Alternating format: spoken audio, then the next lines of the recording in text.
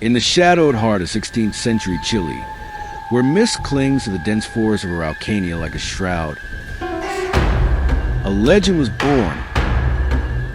A tale carved in blood, defiance, and the unyielding spirit of a warrior named Galvarino.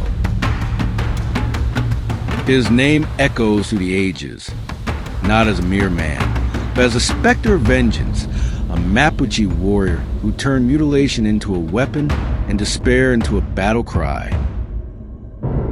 This is the story of Galvarino, the warrior with no hands.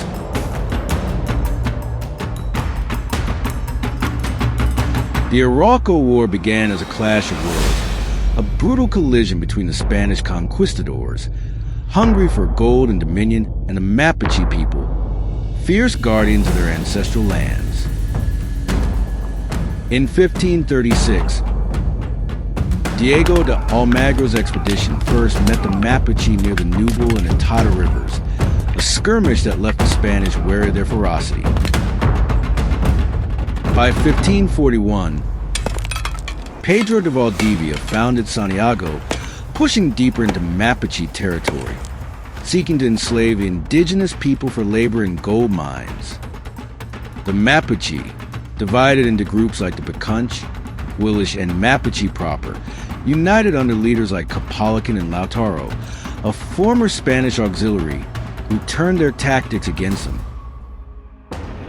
The war, spanning nearly 3 centuries, was a relentless struggle of resistance against colonization, marked by ambushes, sieges, and unspeakable cruelties on both sides.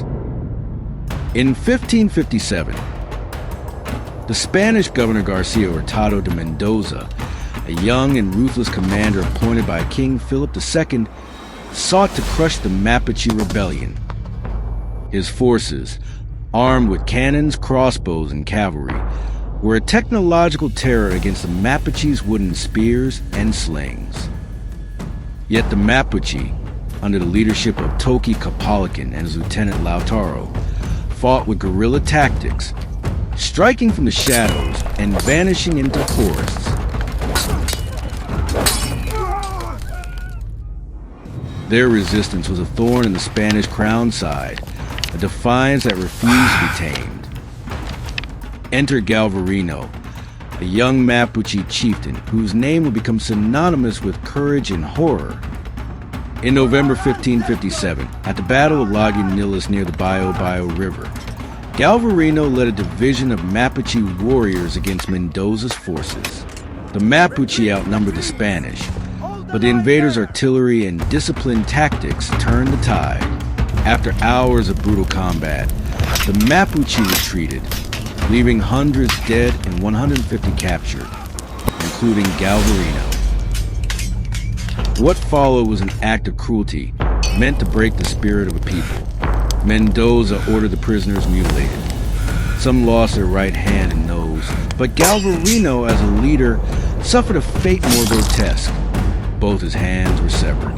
Legend holds that when his left hand was taken, he offered his right without flinching, his eyes burning with defiance, even daring his captors to deliver a killing blow. They refused, releasing him as a living warning to the Mapuche. But the Spanish underestimated the Mapuche's resolve and Galvarino's unbreakable will. He returned to his people, not as a broken man, but as a symbol of resistance. Before General Capalacan and the War Council, he raised his mutilated arms, his voice a thunderous call to arms. "My brethren," he roared, as recounted by chronicler Pedro Moreno de la Barra, "why have you stopped fighting these Christians? The damage they have done to me, they will do to you if we do not destroy them." His words ignited a fire in the hearts of the Mapuche, transforming his suffering into a rallying cry. To fight again, Galvarino did the unthinkable. He had knives and lances fastened to his cauterized stumps, turning himself into a living weapon, a nightmare forged in flesh and steel. On November 30th, 1557, at the Battle of Millerpue, Galvarino led 3,000 Mapuche warriors in a daring dawn ambush against Mendoza's encampment of 1,500 men. The plan was to overwhelm the Spanish before their cannons could be brought to bear. Galvarino, with knives strapped to his arms, charged at the forefront, his bladed stumps slashing through the chaos. According to chronicler Geronimo de Vivar, he rallied his men with a cry: "Nobody is allowed to flee but to die. You die defending your mother country." His ferocity was unmatched, and he struck down Mendoza's second-in-command, a blow that sent a ripple of fear through the Spanish ranks. Yet the Mapuche's early advantage faltered. The ambush was sprung too soon, allowing Mendoza to unleash cannon fire and cavalry. The Mapuche, armed with primitive weapons, were no match for steel armor and firearms. After 2 hours of carnage, 3,000 Mapuche lay dead, and Galvarino was recaptured. Before Mendoza, Galvarino stood unbowed. Spanish aide Alonso de Ercilla, who later immortalized him in the epic poem La Araucana, pleaded with Galvarino to join the Spanish. His response was a snarl of pure hatred. "I would rather die than live like you, and I'm only sorry that my death will keep me from tearing you to pieces with my teeth." His fate remains shrouded in mystery.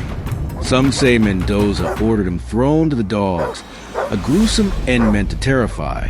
Others claim he was hanged, his body swaying as a warning to the Mapuche. A few whisper that Galvarino, in one final act of defiance, took his own life to deny his captors their victory. Galvarino's death did not end the Mapuche's fight. His legend became a beacon, fueling their resistance for centuries. The Arauco War raged until the 19th century, with the Mapuche remaining one of the few indigenous peoples to resist Spanish domination. Even today, Galvarino's name is revered, a symbol of resilience etched into the soul of the Mapuche nation. In the forests of Araucania, where the wind still carries whispers of battle, his shadow lingers, a warrior with no hands, whose blade struck fear into hearts of empires.